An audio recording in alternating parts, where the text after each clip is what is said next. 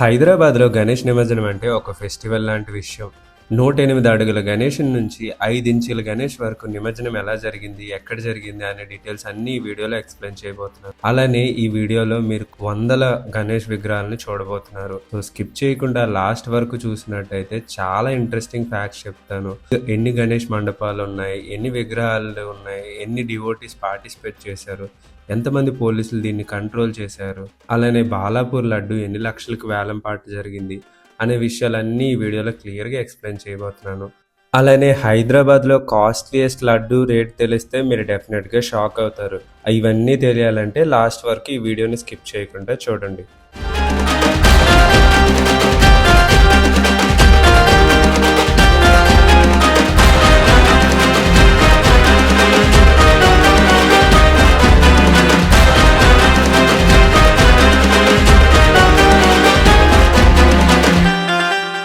మన హైదరాబాద్లో గణేష్ నిమజ్జనం సెలబ్రేషన్స్ అంటే ఒక సందడి, ఒక ఉత్సవం.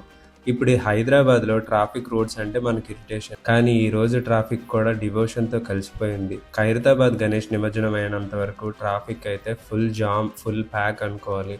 లక్షలాది భక్తులు నక్లెస్ రోడ్ని మొత్తం చుట్టేశారనుకోండి.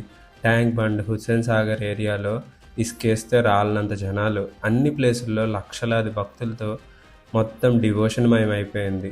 ఈ ఇయర్ హైదరాబాద్లో 1,00,000కు పైగా గణేష్ మండపాలు రిజిస్టర్ అయ్యాయి. ఇంకా రిజిస్టర్ అవ్వని గణేష్ మండపాలు ఇంకెన్నో.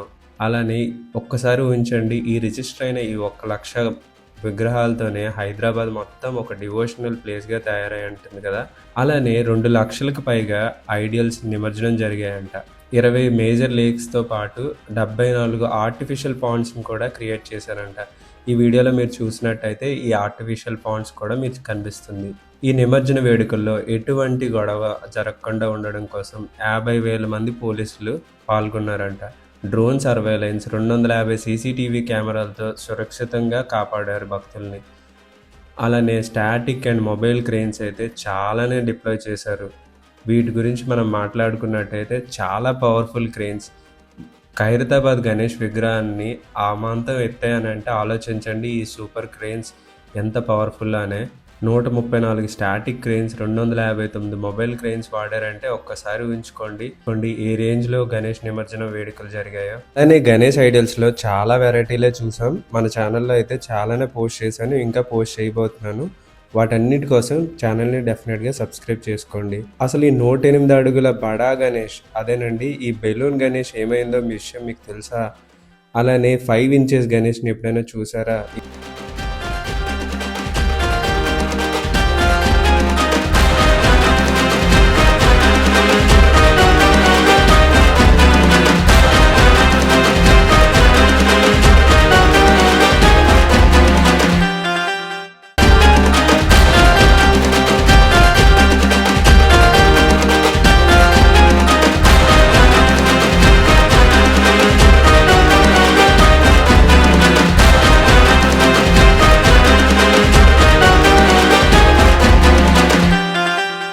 ఈ ప్లేస్ గుర్తుందా? ఇక్కడే ఖైరతాబాద్ గణేష్ని ఇప్పుడు మనం చూసేది.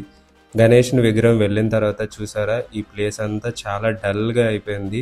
భక్తులైతే లక్షలాది మంది భక్తులు ఈ నిమజ్జన కార్యక్రమంలో పాల్గొన్నారు.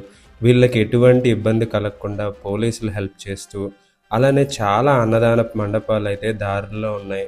ఫుడ్ అవని, వాటర్ అవని వాళ్ళు ప్రొవైడ్ చేస్తూనే ఉన్నారు. అండ్ ఈ నిమజ్జన కార్యక్రమాలు అయితే జస్ట్ 2-3 అవర్స్లో జరిగిపోయావు కాదండి, ఎప్పుడో పొద్దున్న నుంచి స్టార్ట్ అయ్యి మిడ్నైట్ వరకు కూడా కొనసాగుతూనే ఉన్నాయి. నెక్స్ట్ డే మార్నింగ్ కూడా కొనసాగుతూనే ఉంటాయి. అలా జరుగుతున్నాయి మరి గణేష్ నిమజ్జన వేడుకలు హైదరాబాద్లో.